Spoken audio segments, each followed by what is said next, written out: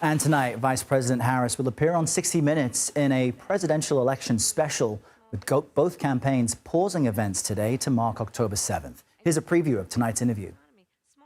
It is not right that teachers and nurses and firefighters are paying a higher tax rate than billionaires and the biggest corporations. And I plan on making that fair. But we're dealing with the real world here. But the real world includes... How are you going to get this through Congress? You know, when you talk quietly with a lot of folks in Congress, they know exactly what I'm talking about because their constituents know exactly what I'm talking about. Their constituents are those firefighters and teachers and nurses. And over the weekend, former President Donald Trump returned to Butler, Pennsylvania. This was the site of the first assassination attempt against him. While there, he spoke to his supporters about that attack. 12 weeks ago, we all took a bullet for America, and all we are all asking is that everyone goes out and votes. And all of this will be for nothing if you don't get out and vote.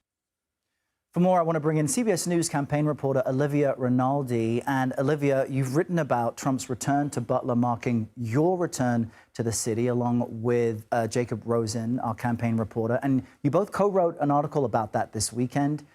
And what struck me is that you wrote that you'll never be the same. You haven't returned as the same person. Can you just first let us know what it was like for you as reporters covering what was a traumatic event to be back? Yeah, good morning, Errol. It really felt like unfinished business that we had with this campaign, which we've been covering for 18 months. And we talked about how it changed us, and it really did. I think witnessing something like what we saw on July 13th just altered our sense of security just in everyday life. It was a mass shooting, and it was bullets aimed at former President Donald Trump, and it struck 3 people in the crowd, killing 1. And I think when you heard those screams and how you could hear children screaming and crying and reacting, it was a lot. So being back there, we had you know, that kind of backdrop that we were dealing with. And once we got there, taking the same route, walking through the same press area, going through the same type of security, all of these things we're very aware of. And then we get back to the rally site, standing in the same spot we were when this happened.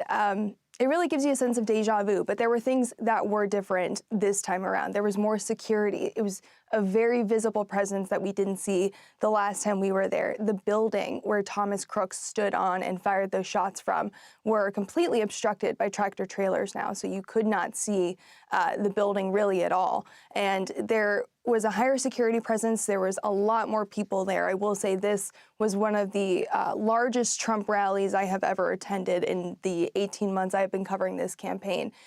A lot of folks that were there. And Trump himself appeared slightly different. He struck a more somber tone, spending the top half of the speech talking about Corey Comparator, who was the firefighter who passed away, talking about his family, and then ending the rally with a concert from an opera singer singing Hallelujah and Ave Maria. And, you know, in that moment, it kind of felt like a little bit of a religious experience for his supporters to be there with him, having this moment in this place that was so somber, and something bad could have happened to him, truly. I really encourage our viewers to read your and Jake's article, and my personal and professional thanks to you for continuing to do the job. In our last few seconds, we want to switch to Harris doing a bit of a media blitz this week. What's behind that?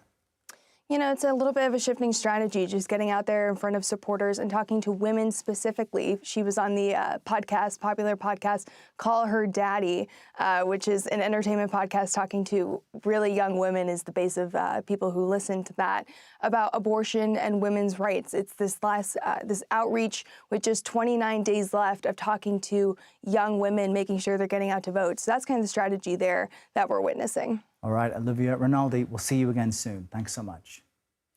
And a reminder, 60 Minutes election special with Vice President Harris airs tonight on CBS. You can also watch this on Paramount+, CBSNews.com, and of course, the CBS News app. You can stream the special tomorrow right here on CBS News 24/7.